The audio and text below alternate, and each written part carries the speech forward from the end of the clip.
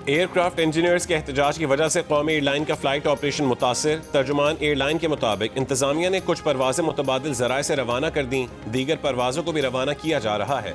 इस्लामाबाद से जद्दा और दमाम की परवाजें 6-6 घंटे ताखीर से रवाना हुई। ज़राए के मुताबिक पीर की रात 8 बजे के बाद से कौमी एयरलाइन की बैनुल अक़वामी परवाजों की रवानगी बंद थी। मुतासरा मुसाफिरों में बड़ी तादाद उम्रा ज़ायरीन की है। CEO कौमी एयरलाइन की एयरक्राफ्ट इंजीनियर्स के खिलाफ सख्त कार्रवाई की हिदायत। तर्जुमान कौमी एयरलाइन ने कहा है कि सोसाइटी ऑफ एयरक्राफ्ट इंजीनियर्स की कोई कानूनी हैसियत नहीं। तहरीक का बुनियादी मकसद कौमी एयरलाइन की निजकारी को सबोताज करना है। सेफ्टी का बहाना बनाकर मंसूबे के तहत बैक वक्त काम छोड़ना मजमूम साजिश है। कौमी एयरलाइन में लाजमी सर्विसेज एक्ट नाफिज है। हड़ताल या काम छोड़ने पर कानूनी कार्रवाई होगी।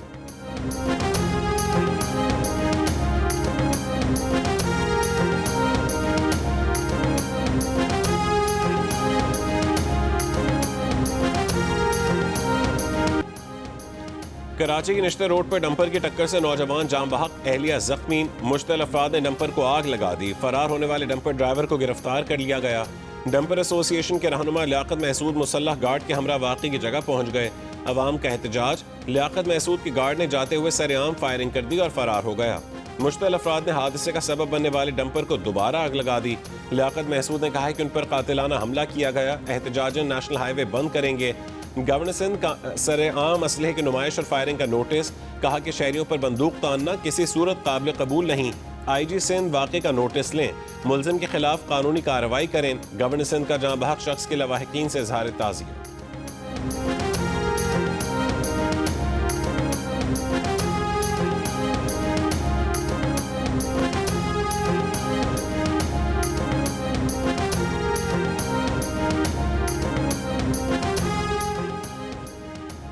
PDMA ने खैबर पख्तूनख्वा के मुख्तलिफ इलाकों में आज से बारिशों का अलर्ट जारी कर दिया। सूबे के मुख्तलिफ इलाकों में 5 नवंबर तक वक्फे से बारिशों और बर्फबारी की पेशगोई। तमाम अजला की इंतजामिया को पेशगी इकदाम से मुतालिक अलर्ट रहने की हिदायत। पहाड़ी इलाकों में लैंड स्लाइडिंग के बायस सड़कों की बंदिश का खदशा है। पंजाब के मुख्तलिफ अजला में स्मॉग की शिद्दत में कमी। लाहौर का फ़ज़ाई मयार आज भी इंतहाई मुज़र सेहत। पार्टिकुलेट मैटर की तादाद 358 रिकॉर्ड। फैसलाबाद में 246, मुल्तान में 219 और गुजरावाला में 195 रिकॉर्ड की गई।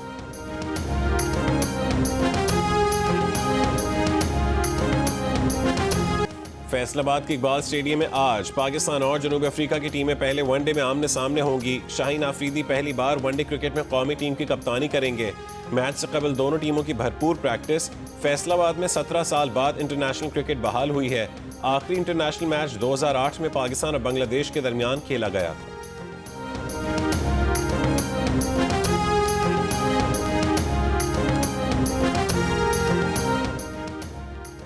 DGISPR लेफ्टिनेंट जनरल अहमद शरीफ चौधरी ने कहा है कि ऐसे शवाहिद मौजूद हैं कि भारत इस बार समंदर के रास्ते से कोई कार्रवाई कर सकता है। लगता है कि भारत समंदर के रास्ते कोई फॉल्स फ्लैग ऑपरेशन करेगा और झूठ बोलेगा कि पाकिस्तान के खिलाफ बड़ी कार्रवाई की। हमें भारत की कार्रवाई से मुतालिक पता है, हम मुकम्मल तौर पर अलर्ट हैं। लेफ्टिनेंट जनरल अहमद शरीफ चौधरी का कहना था कि अफगान मीडिया भारतीय मीडिया के साथ मिलकर फेक वीडियोस फैला रहा है।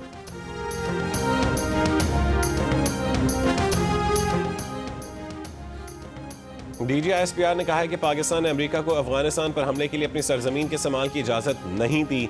अमेरिकी ड्रोन्स के जरिए पाकिस्तान से अफगानिस्तान में हमले का इल्ज़ाम झूठा है।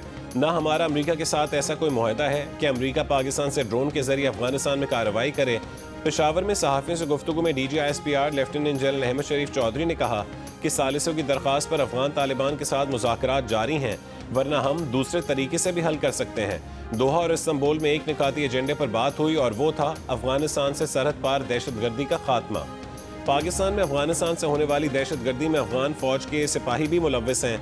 सरहदी इलाकों में मारे गए दहशतगर्दों में बड़ी तादाद अफगान तालिबान दहशतगर्दों की है।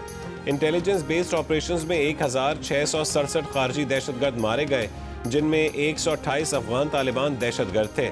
DGISPR का कहना था कि वादी तीरा में ड्रोन्स, ANF और FC के जरिए पोस्ट तलफ की गई।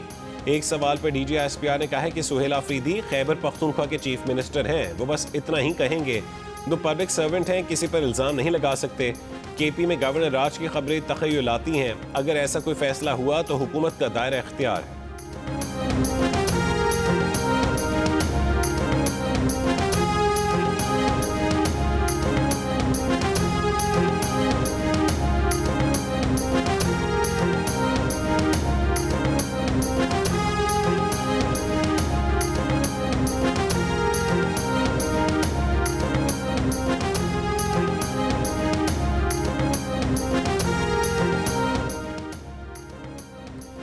वफाकी हुकूमत ने 27वीं आईनी तरमीम की तैयारी पकड़ ली। आर्टिकल 243 में तरमीम होगी। आईनी अदालतों का क़याम, पूरे मुल्क में एक ही निसाब का होना भी 27वीं तरमीम की तैयारी में ज़ेर गौर आने का इम्कान है। वज़ीर मुमलिकत बराए कानून बैरिस्टर अकील मलिक ने कहा है कि 27वीं तरमीम पर बात चल रही है। जियो न्यूज़ के प्रोग्राम रिपोर्ट कार्ड में बात करते हुए अकील मलिक ने कहा कि NFC अवार्ड के मौजूदा फार्मूले में तब्दीली की ज़रूरत है। वज़ीर आज़म शहबाज शरीफ की तरफ से 27वीं आईनी तरमीम की हिमायत की दरख्वास्त पर बिलावल भुट्टो ने सेंट्रल एग्जीक्यूटिव कमेटी का इजलास जुमेरात को तलब कर लिया।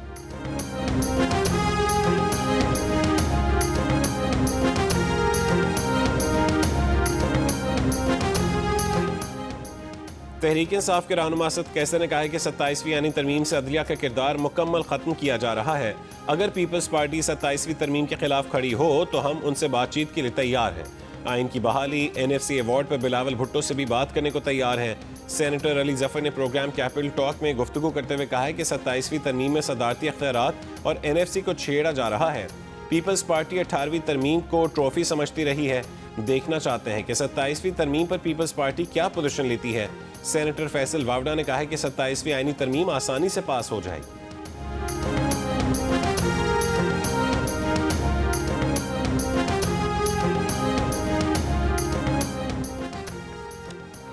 वज़ीर आज़म के मुशीर बराए सियासी उमूर राना सनाउल्लाह का कहना है कि 27वीं तरमीम को ऐसी खौफनाक चीज़ बनाकर पेश किया जा रहा है जैसे तूफान हो। जिन चीज़ों का जिक्र बिलावल भुट्टो ने किया, कौन सी चीज़ है जो ज़ेर बहस नहीं रही। इत्तेहादियों से मुशावरत के बाद चीज़ों को सामने लाएंगे। 27वीं तरमीम पर अभी मुशावरत का आगाज़ हुआ है। प्रोग्राम आज शाहज़ेब खानज़ादा के साथ में राना सनाउल्लाह का कहना था कि मिसाक़ जमहूरियत में पहले दिन से मौक़िफ़ है कि आईनी अदालत बननी चाहिए। जजेस के ट्रांसफ़र का इख्तियार हुकूमत को नहीं, जुडिशल कमीशन को होना चाहिए। NFC पर बात शुरू होगी तो पता चलेगा कि कौन नाराज़ और कौन राज़ी है। इत्तफ़ाक़ राय के बगैर कोई आईनी तरमीम नहीं होगी।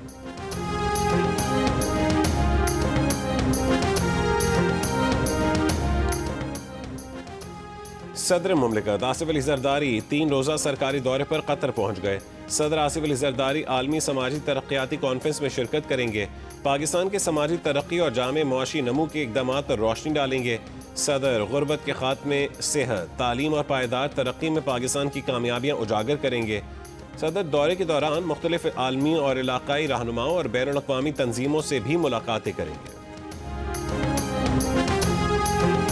It is a threat, it is not the law. And too often we treat everything that comes out of Donald Trump's mouth as if it is already legal just by virtue of who is saying it.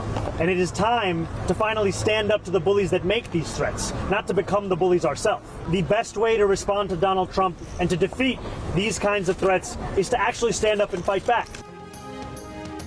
New York के mayor का election आज होगा। Polling से पहले democratic उम्मीदवार ज़ोहरान ममदानी की New York में rally, शहरियों से वोट की अपील। ममदानी का मुकाबला न्यूयॉर्क के साबिक गवर्नर एंड्रयू कोमो और रिपब्लिकन हरीफ कर्टिस सिल्वा से होगा। ताहम सर्वे पोल्स के मुताबिक ममदानी की पोजीशन मुस्तहकम है। अमरीकी सदर डोनाल्ड ट्रंप ने एक बार फिर कहा है कि अगर ज़ोहरान ममदानी मेयर का इंतखाब जीत गए तो वो न्यूयॉर्क शहर के लिए वफाकी फंड्स महदूद कर देंगे। अमरीका की रियासतों वर्जीनिया और न्यू जर्सी में गवर्नर का अहम इलेक्शन भी आज हो रहा है।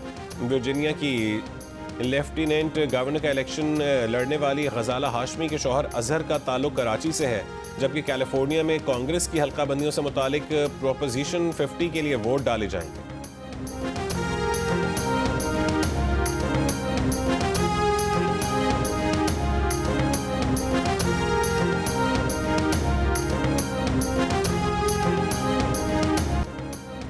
सऊदी अरब इब्राहिमी मुआहदे में शामिल होगा, हम हल निकाल लेंगे। अमेरिका के सदर ट्रंप का इंटरव्यू में दावा। मेज़बान ने सवाल किया था कि शहजादा मोहम्मद बिन सलमान ने वाज़ेह किया है कि वो उस वक्त तक इब्राहिमी मुआहदे में शामिल नहीं होंगे जब तक 2 रियासती हल नहीं निकाला जाता। सदर ट्रंप ने कहा है कि उन्हें यकीन नहीं कि आया ये 2 रियासती हल होगा, क्योंकि ये इसराइल और ख़ुद उन पर मुनहसर है। सऊदी वली अहद शहजादा मोहम्मद बिन सलमान 18 नवंबर को व्हाइट हाउस का दौरा करेंगे।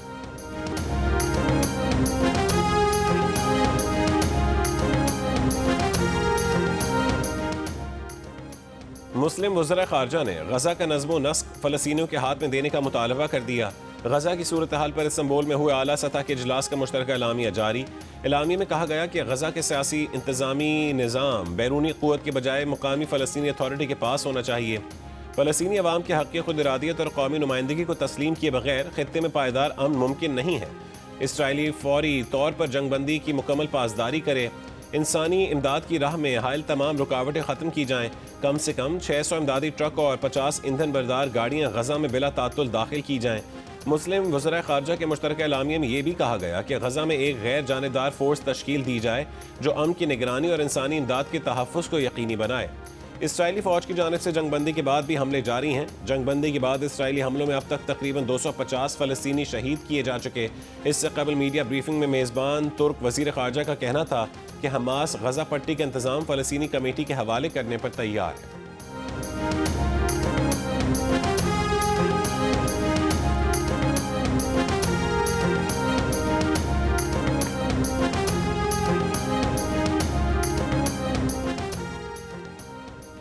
2 नवंबर को सिक्योरिटी फोर्सेस की खैबर पख्तूनख्वा में 2 कार्रवाइयां। भारतीय प्रॉक्सी फितनल खवारिज के 3 दहशतगर्द हलाक।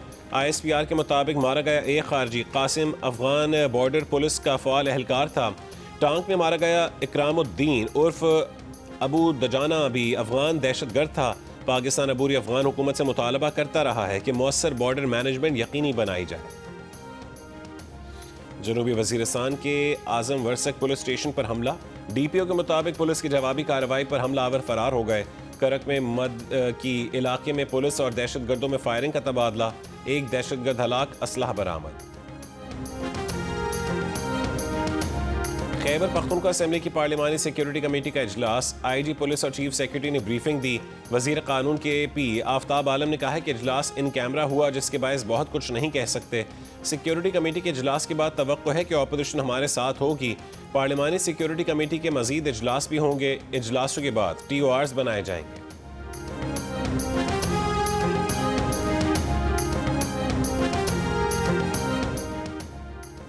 पाकिस्तान समेत दुनिया की दीगर मुल्क किसी को बताए बगैर एटमी तजर्बात कर रहे हैं। अमरीकी सदर डोनाल्ड ट्रंप का इंटरव्यू। कहा पाकिस्तान, शिमाली कोरिया, रूस और चीन एटमी तजर्बात कर रहे हैं। ये तजर्बात ज़मीन में बहुत गहराई में होते हैं जिससे सिर्फ लर्जिश सी महसूस होती है। ट्रंप ने कहा है कि अमरीका के पास इतने एटमी हथियार हैं कि वो पूरी दुनिया को 150 मरतबा तबाह कर सकता है। अमरीका कभी एटमी हथियार इस्तेमाल नहीं करना चाहता, लेकिन एटमी तजर्बात करके अपने एटमी हथियारों की कारकर्दगी जांचना चाहते हैं। चीन ने ट्रंप के बयान की तरदीद कर दी। कहा कि एक जिम्मेदार एटमी मुल्क की हैसियत से चीन की एटमी हिकमत अमली सिर्फ दिफाई रही है।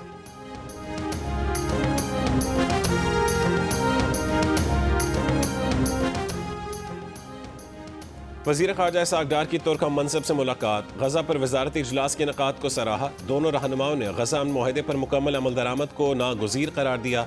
इसहाक़ डार ने कहा है कि मकबूजा फ़लस्तीनी इलाकों से इसराइली अफ़वाज का फ़ौरी इनखला किया जाए। फ़लस्तीनी अवाम तक इंसानी इमदाद की बिला रुकावट फराहमी यकीनी बनाई जाए। गजा की तामीर नौ के लिए ठोस इक़दामात की ज़रूरत है।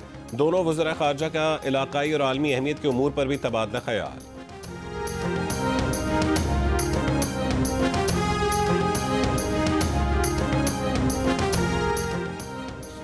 मुल्क में फ़रोख्त होने वाले सिगरेट ब्रांड्स में से तकरीबन 81% पर टैक्स स्टैंप न होने से बड़े पैमाने पर टैक्स चोरी का इंकशाफ। हालिया सर्वे के मुताबिक सिर्फ 12% मसनूआत पर बाकायदा टैक्स स्टैंप पाया गया, जबकि तकरीबन 7% ब्रांड्स ऐसे थे जो बैक वक्त टैक्स शुदा और बगैर टैक्स दोनों सूरतों में दस्तयाब थे। कानूनी सिगरेट कंपनियों के साथ साथ एक मुतवाज़ी गैर कानूनी तकसीम का निज़ाम भी सरगर्म है।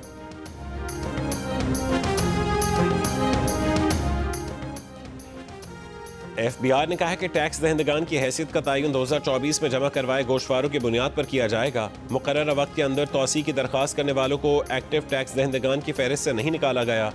एक्टिव टैक्स दहिंदगान की फहरिस्त में 15 नवंबर 2025 तक तमाम नए फाइलर्स भी शामिल किए जाएंगे। मुकर्ररा तारीख तक गोशवारे जमा न कराने वाले 15 नवंबर तक ऑनलाइन तौसी की दरख्वास्त दे सकते हैं।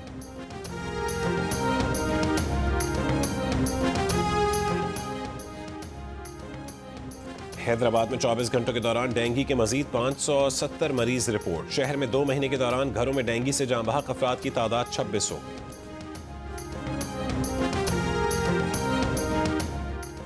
बलूचिस्तान के जिला मूसा खेल के इलाके राडाशम से 2 अफराद की लाशें और असलहा बरामद। पुलिस तहकीकात जारी।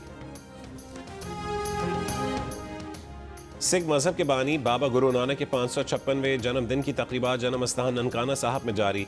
3 दिन तक जारी रहने वाली तकरीबात में भारत से 2000 सिख यात्री आज पाकिस्तान पहुंचेंगे। बाबा गुरु नानक के जन्मदिन की तकरीबात में मुख्तलिफ ममालिक और अंदरून मुल्क से बड़ी तादाद में सिख शिरकत के लिए पहुंच रहे हैं। 30,000 से ज़ायद अफराद मरकजी तकरीब में शरीक होंगे।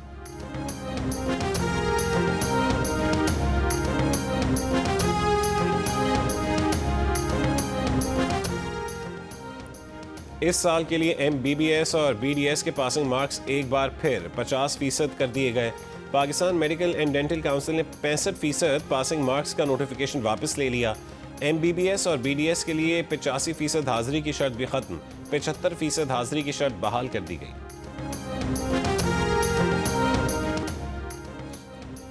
इस्राएली फौज की जेल से फलस्तीनी कैदियों पर तशद्दुद की वीडियो लीक करने के बाद इस्तीफा देने वाली आला ओहदेदार गिरफ्तार।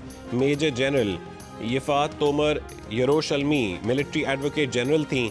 लीक वीडियो अगस्त 2024 में इस्राएली चैनल ने नशर की थी। तशद्दुद के बाद कैदी को जख्मी हालत में अस्पताल मुंतकिल किया गया था। वाक़े के बाद 5 एहलकारों को हिरासत में लिया गया था। गुज़िश्ता हफ्ते वीडियो लीक मुकदमे की तहकीकात का आगाज़ हुआ।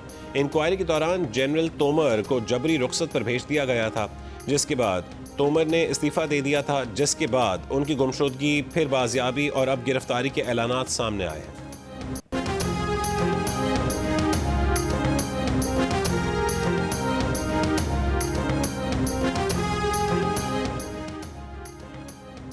अमरीकी सदर डोनाल्ड ट्रंप ने कहा है कि उन्हें बस एक चीज़ की परवाह है और वो ये कि अमरीका क्रिप्टो करेंसी में भी चैंपियन बने। एक इंटरव्यू में उन्होंने कहा है कि क्रिप्टो आज दुनिया की सबसे बड़ी सनत बन चुकी है और अमरीका इस वक्त इस शोबे में चीन समेत तमाम ममालिक से बहुत आगे है। ट्रंप का मजीद कहना था कि चीन अब तेज़ी से क्रिप्टो के मैदान में दाखिल हो रहा है, लेकिन वो नहीं चाहते कि चीन इस शोबे में अमरीका को पीछे छोड़ दे। ट्रंप ने साबिक सदर जो बाइडेन पर तनकीद करते हुए कहा है कि बाइडेन ने इब्तिदा में क्रिप्टो की मुखालफत की, लेकिन जब देखा कि क्रिप्टो वोटर्स ट्रंप के साथ हैं तो उन्होंने सिर्फ वोट लेने के लिए मौक़िफ़ बदल दिया।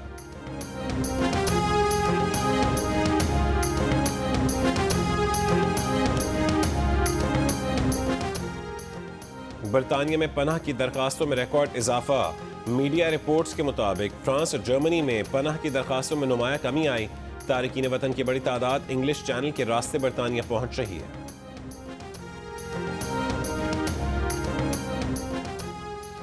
मारूफ भारतीय सहाफ़ी राना अयूब और उनके वालिद को जान से मारने की धमकियां।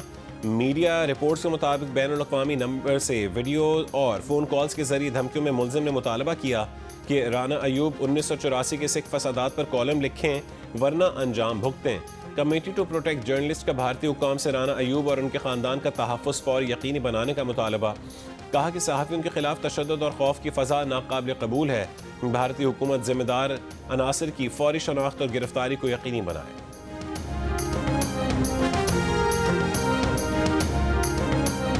क्या ये सच है कि आप चाहती थीं कि मिसाइल मेरे मुवक्किल कामरान हैदर के खिलाफ पुलिस केस ना करें?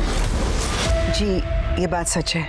अच्छा, तो बाद में आप भी इस प्लान का हिस्सा बन गई, ऐसा क्या? Objection your honour. मैं मान तो रहा हूँ कि मुझसे गलती हो गई, बहुत बड़ी गलती हो गई।